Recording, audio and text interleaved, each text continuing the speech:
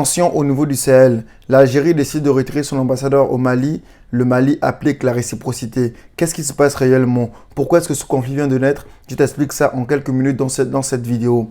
Le Mali, l'Algérie et la Mauritanie sont unis par une frontière naturelle. Et dans cette frontière, il y a quelque chose de très important que les gens ne savent pas. Il y a un bassin pétrolier et les pays en question ont les pieds directement dans ce bassin pétrolier. Et l'Algérie veut mettre tout en place pour pouvoir récupérer le bassin. Pareil pour le Mali qui ne veut pas laisser parce que la majorité du bassin est carrément à l'intérieur du Mali. Et il y a aussi la Mauritanie qui est à l'intérieur. Je pense que d'ici quelques semaines, vous me direz peut-être ou pas, quelques semaines ou quelques mois, la Mauritanie aussi va normalement se lancer dans la danse.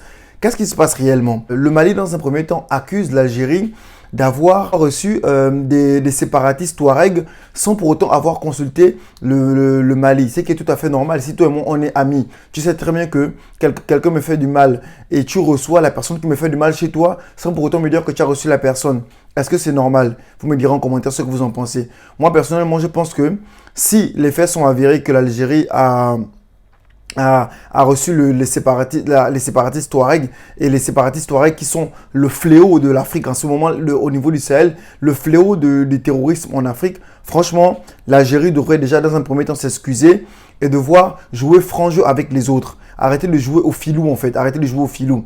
Franchement, actuellement, on a bien vu comment le Mali fait tout pour mettre en place, pour pouvoir sortir son pays du terrorisme et recevoir encore des terroristes chez soi. Alors qu'on est voisins, on a une frontière naturelle.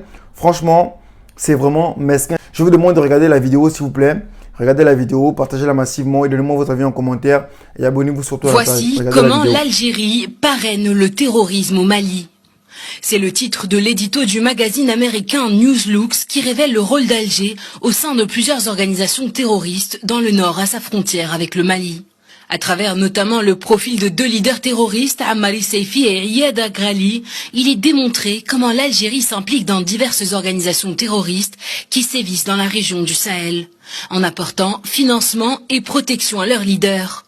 L'année 2003, marquée par l'enlèvement de 32 touristes étrangers dans le désert algérien par le leader terroriste Ammari Seifi, est un exemple du système de paiement de rançon contre la libération d'otages mis en place par celui que l'on surnomme Abdul Razzaq al-Bara. Après avoir été remis par le mouvement pour la démocratie et la justice tchadien à la Libye, Ammari Seifi a échappé à plusieurs de ses condamnations. La Suisse a notamment exigé d'inspecter ce dossier de plus près, requête à laquelle l'Algérie n'a pas répondu.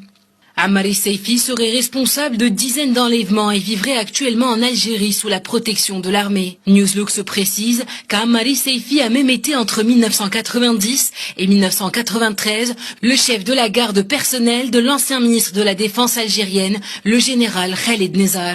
L'autre personnage dévoilé est Riyad Agrali. Terroriste aux multiples casquettes, Riyad Agrali est né à Tinzaouaten, une petite ville algérienne frontalière avec le Mali. Diplomate, chef rebelle séparatiste ou encore médiateur dans les prises d'otages, il est le leader du mouvement terroriste Ansar ad-Din. Un mouvement qui bénéficie d'un soutien financier et militaire de l'Algérie, comme le mentionne le journal libanais Al-Akhbar, qui met en exergue la préméditation des services de renseignement algériens. L'Algérie et le Mali partagent près de 1300 km de frontières communes et Alger considère la région de l'Azawad comme une menace sécuritaire avec l'émergence d'organisations sécessionnistes parmi les Touaregs algériens, ce qui l'amène à alimenter le conflit armé dans la région. Les groupes affiliés à Al-Qaïda s'activent dans de nombreux pays, au nord du Mali, en Libye, en Tunisie, au Niger, au Nigeria, en Mauritanie ou encore au Burkina Faso. Des branches terroristes qui bénéficient d'un soutien logistique dans le sud algérien. Depuis 2012, l'organisation Al-Qaïda au Maghreb islamique compte plusieurs branches, parmi elles l'Émirat de la région du Sahara, Ansar ad-Din, le Front de libération du Massina ou encore le groupe Ansar al-Islam au Burkina Faso et une organisation syndicale appelée Al-Mourabitoun qui comprenait à la fois le bataillon Mouled Tahoumoun et le Jama'at al-Tawhid wa Jihad en Afrique de l'Ouest, témoins d'une lutte pour l'emplacement de l'Émirat de l'Union entre Mourtar Belmourtar et Abou Adnan al-Sahraoui, des terroristes affiliés au groupe armé